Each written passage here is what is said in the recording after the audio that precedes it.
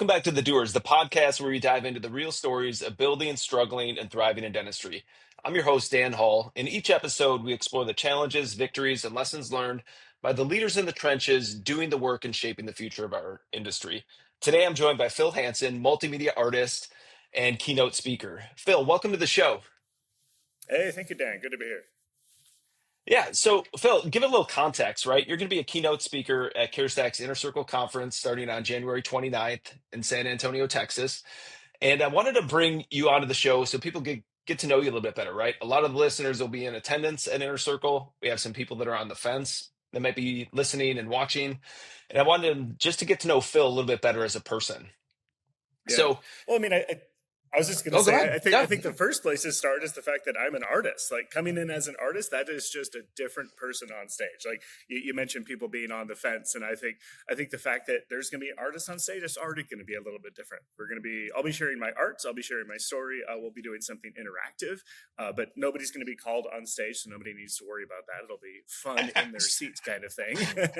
Okay, you had me sweating for a moment. I didn't know if I'd have to get up there and do some No, masterpiece. So, can you give just like a 30-second version? Because I don't want this to be a spoiler. How did you, sure. can you give us like a snippet of your story of Embrace the Shake and how you got to where you are today and your creative journey? Yeah, 30 seconds. You're asking a lot of me here. Let's see. I mean, because of course, but the story goes back. It's life, right? It's a story from my life, which is that I was diagnosed with permanent nerve damage in my drawing hands. So I was a young man who loved to make art. I loved art that took patience and persistence. And so I was somebody who would just work endlessly on projects. And that's working endlessly, repetitive motion, ended up developing nerve damage in my drawing hands. So I have a tremor in my hands. And I don't know how much to allude to, how much to give away, share here. But Well, really what happened is I dropped out of art school. And then when I found my way back, the doctor said a few words that changed my life. And then that opened up art. It opened up creativity to me. And it really sent me on, I'd say, just a bunch of different paths, a bunch of different points of exploration, not just in my art, but in my personal life, and really seeing challenges and hardships in a different light.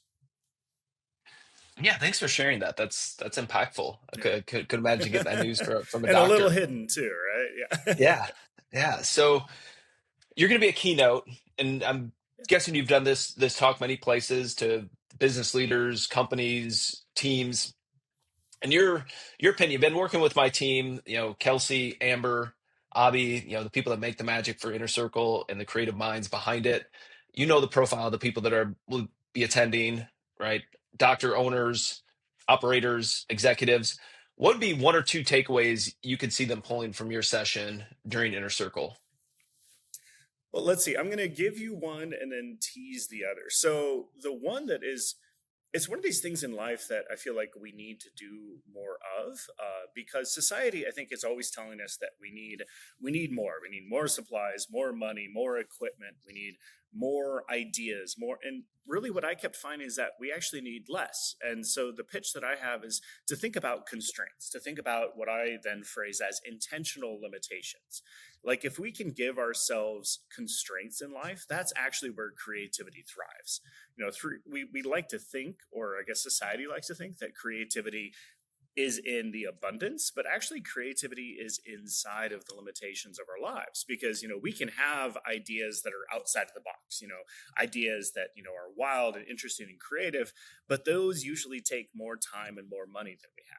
And so giving ourselves intentional limitations, I have found, and as I've talked to people over and over, that is where real transformation and really innovative thinking comes from. Because, our minds are primed and prepped to look at all of our materials, all of the things in our lives in different ways. And we just have to give permission for our mind to look at things with that more flexibility, which is interesting.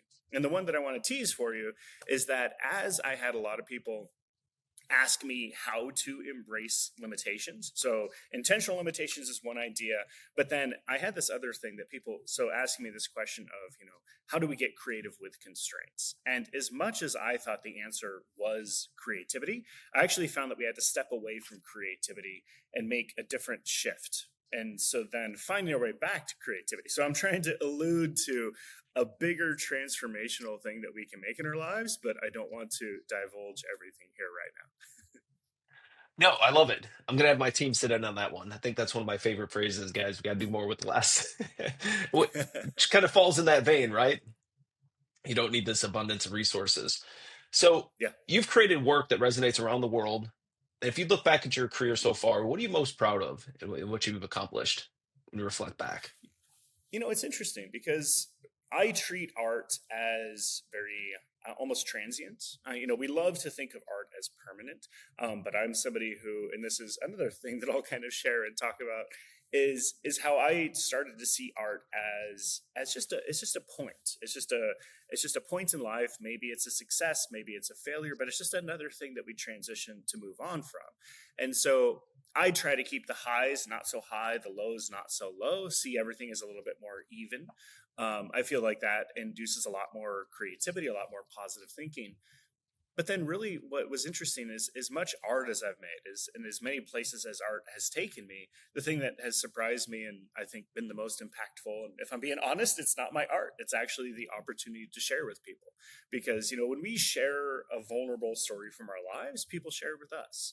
If we share something with a patient shares with us, all of a sudden there's a different connection. And it's those different connections that kind of go beyond that professional surface that, for me, the artist can sometimes be kind of treated as a little bit of an otherized kind of person.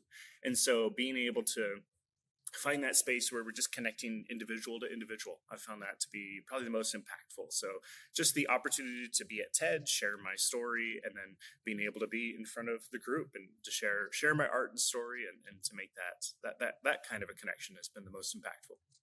What a great story. I appreciate you sharing that and opening up, taking a few minutes to chat with me. I'm looking forward Yeah, to seeing you at Inner Circle at the end of likewise. January, which isn't too far off. And yeah, thanks for joining. And for all those listening, I appreciate you tuning in and continue to follow us for some more content. Thanks, Phil. All right, you bet. Take care. See y'all.